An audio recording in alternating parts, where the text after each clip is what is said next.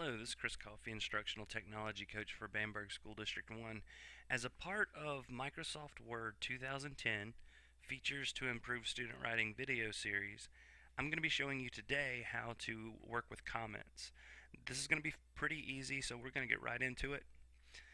The first thing you're going to need to do is have the student send you the work digitally. This is just something I threw together as an example. In our district, you have three ways of doing that. You can have the students email it to you as an attachment. You can have them upload it to My Big Campus. So you as the teacher create the assignment and they upload the work to My Big Campus. Or if you're in the computer lab, you can use the Insight program to collect all the student work on the computers in that lab. If you're in another district, you'll obviously need to find out how your district allows you to collect work. So this is a mock assignment that I created. First thing I'm going to want to do is read through it. And for some teachers, that's going to be the hard part because you are used to grading papers that have been printed out. But as you're going to see if you're watching all the videos in this series, there are going to be things you can do with Microsoft Word that you could not do on a printed paper. This is something today, the comments is something that you want to do on Microsoft Word that a lot of teachers complain, I can write comments on paper, but I can't do it on Word. Well, there are features for that. The first thing you're going to want to do is go through and kind of read it like normal, and if you find an area that needs work, that you want to make a comment on or you want to revisit later as the teacher, you can come in here, and I kind of jumped around on my screen there a little bit, but you can use the highlight tool so that you and the student can easily see areas that need improvement. Or if you have a tablet, I had to check and make sure my pen was working. If you have a tablet, if you go to the review tab, or whether it's a tablet or a touch screen, you can start inking. And that will actually give you some pen features.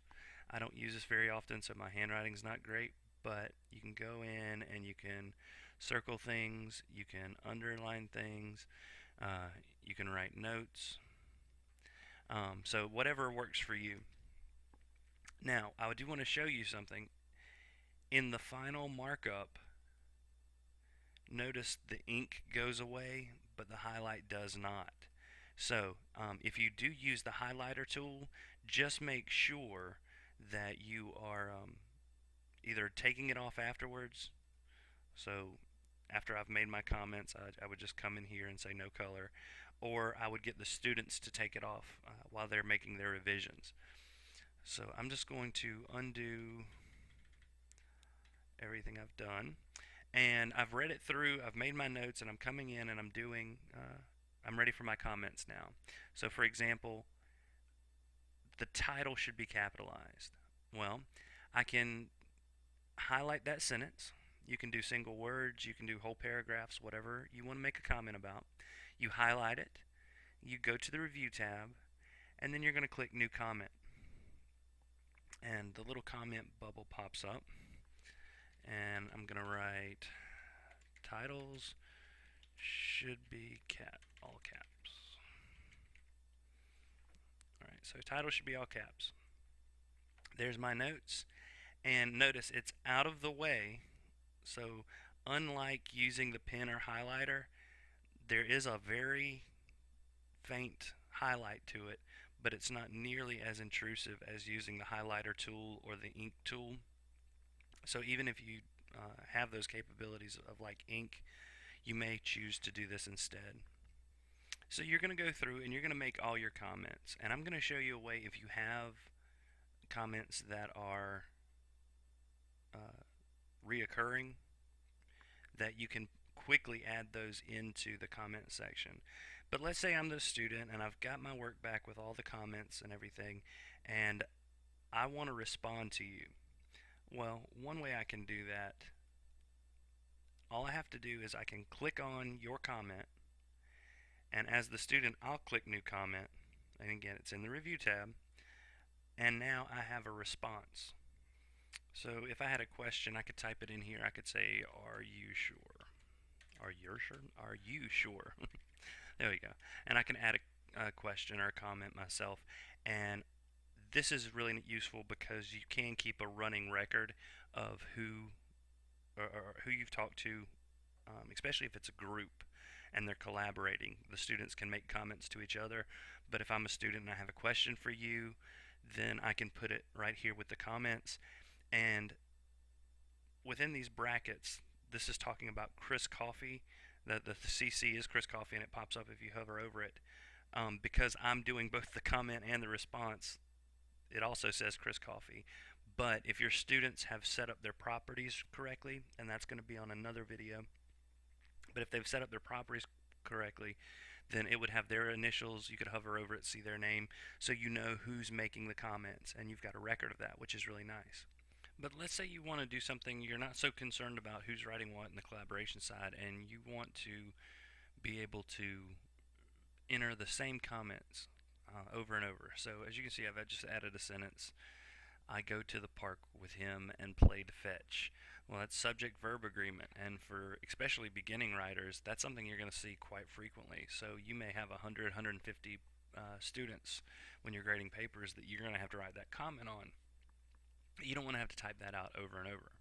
So we're going to speed up the process a little, and there are two ways to do this. I'm going to show you two ways because different people like different things. So I'm going to start off like normal. I'm going to highlight the problem. I'm going to go to my review tab. I'm going to click new comment just like normal. I'm going to enter my comment, but this time I'm going to get more specific. So here I've written you need to review subject verb agreement. See pages 50 through 55 in your book. And I could get very specific. I could put hyperlinks and those kind of things if I wanted to. I'm not going to for this example, but be very specific because you don't want to just tell the student they have a problem. You want to give them some means of correcting that problem. So I've written this out, and I know I'm going to use it again. So I highlight it, and I'm going to go ahead and go to Insert. I'm going to go to Quick Parts, down to Auto Text, and I'm going to save selection to Auto Text Gallery. You're going to want to give it a very unique name so it doesn't come up under the same name. So I could say subject verb agreement. It is going to be in the auto text gallery, so that's correct. I can leave it in the general category, or I could create a new category. So for what I'm doing right now, I'm going to do a writing comments category. I can give it a description. I don't necessarily have to, and then insert content only. That's yeah, that's right. So now, if I wanted to do this again, that same comment, let's say Jackson is a good dog, has a subject-verb agreement problem. Obviously it doesn't, but for argument's sake, now I can do a comment, go to my Insert tab, Quick Parts, Auto Text. There we go. That's the long way of doing it. If you want to do it while you're typing, though, so you don't have to click so many times, another option is a little bit harder with the setup, but it will be good for those of you who are really looking for speed. I'm going to highlight my comment, I'm going to copy it, and then I'm going to go into File, my File tab, my Options tab, get on the screen here. I'm going to go to Proofing, and we have right here Autocorrect Options, and I'm going to click on that. That's off the screen too. And I am in my autocorrect tab already, but if you're not, make sure you're on that autocorrect tab. And right here, I've already got checked replace text as you type. Well, I went ahead and typed in this, but let's say I just want to type SV. And I'm going to do that lowercase, SV.